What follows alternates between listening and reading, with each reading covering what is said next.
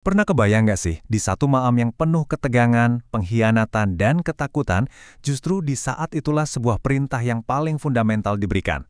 Nah, kali ini kita akan bedah tuntas instruksi terakhir dari Yesus, yang bukan cuma jadi nasihat, tapi benar-benar jadi tanda pengenal bagi semua pengikutnya, sampai kapanpun. Oke, coba kita sama-sama bayangin suasananya. Kita ada di sebuah ruangan di Yerusalem, udaranya pasti berat banget, tegang. Yudas, salah satu dari lingkaran terdalam, baru aja pergi untuk melakukan pengkhianatan. Yesus sadar betul waktunya di dunia ini tinggal sebentar lagi. Jadi apa yang akan dia katakan selanjutnya, ini bukan buat orang banyak, tapi khusus untuk mereka yang paling setia di momen yang paling krusial. Dan di tengah semua ketegangan itu, Yesus nggak ngasih strategi perang atau nasihat yang rumit. Dia justru memberikan sebuah perintah.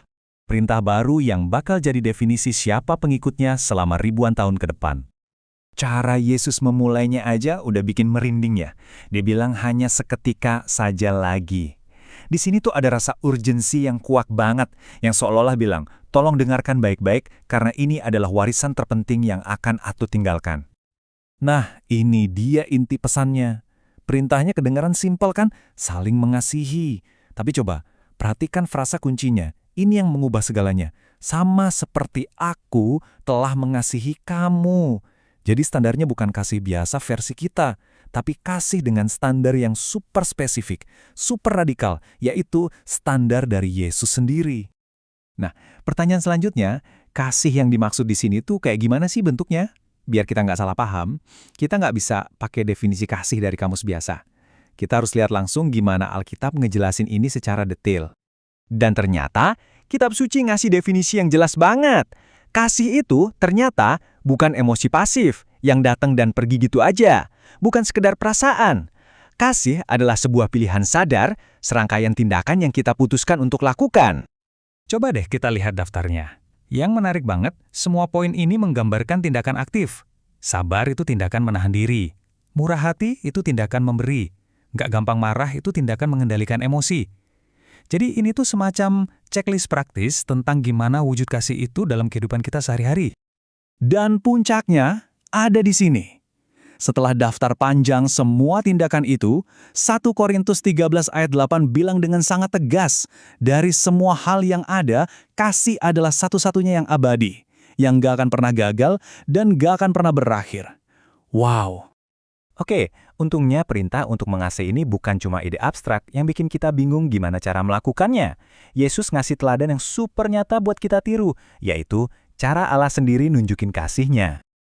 Sebenarnya, logika perintah ini tuh simpel banget, cuma ada dua bagian. Bagian pertama adalah model atau contohnya, sama seperti aku telah mengasihi kamu. Bagian kedua adalah mandat atau perintahnya. Demikian pula kamu harus saling mengasihi. Keduanya ini satu paket, nggak bisa dipisahin. Jadi, gimana sih wujud nyata model itu? Nah, kasih Allah itu nggak cuma ditunjukin lewat kata-kata manis, tapi lewat sebuah tindakan, sebuah pengorbanan yang paling utama dan paling besar. Ayat ini bisa dibilang jadi fondasi dari semuanya. Kasih Allah itu bukan sesuatu yang pasif, tapi kasih yang aktif memberi. Bahkan, mengorbankan hal yang paling berharga yang Dia punya demi kita semua. Kalau tadi belum cukup, ayat ini bikin maknanya jadi lebih dalam lagi. Kasih ini ternyata diberikan tanpa syarat. Bukan karena kita baik atau kita layak, tapi justru sebaliknya saat kita masih dalam kondisi sebagai pendosa. Nah, inilah standar kasih yang jadi model buat kita. Jadi buat apa sih semua ini? Ternyata perintah ini tujuannya bukan cuma buat kebaikan internal para murid aja. Ada tujuan yang jauh lebih besar, yang kelihatan ke dunia luar. Unik kan? Tepat setelah dikhianati, Yesus justru ngomongin soal kasih, seolah-olah ini penawarnya. Di tengah kerapuan manusia, cuma kasih radikal inilah yang bisa jadi perekat. Nah, ini dia punchline-nya. Tanda pengenal seorang murid Kristus itu ternyata bukan pengetahuan teologi yang hebat, bukan juga kemampuan bikin mujizat. Tanda pengenalnya, bukti nyata yang bisa dilihat semua orang adalah cara mereka saling mengasihi. Kasih inilah yang jadi semacam lencana identitas mereka di tengah dunia. Jadi, kalau kita rangkum, alur logikanya jadi jelas banget kan? Semuanya dimulai dari kita menerima kasih pengorbanan dari Allah. Terus, kita nggak berhenti di situ. Kita teruskan kasih itu ke sesama kita. Dan pada akhirnya, kasih itulah yang bikin dunia ngenalin kita sebagai muridnya. Ini siklus yang nggak boleh putus. Pada akhirnya, semua ini mengerucut ke satu hal, Inti dari kasih yang diperintahkan Yesus adalah sebuah gaya hidup yang orientasinya dibalik. Dari yang tadinya fokus ke dan aku, jadi fokus ke Allah dan kepentingan orang lain.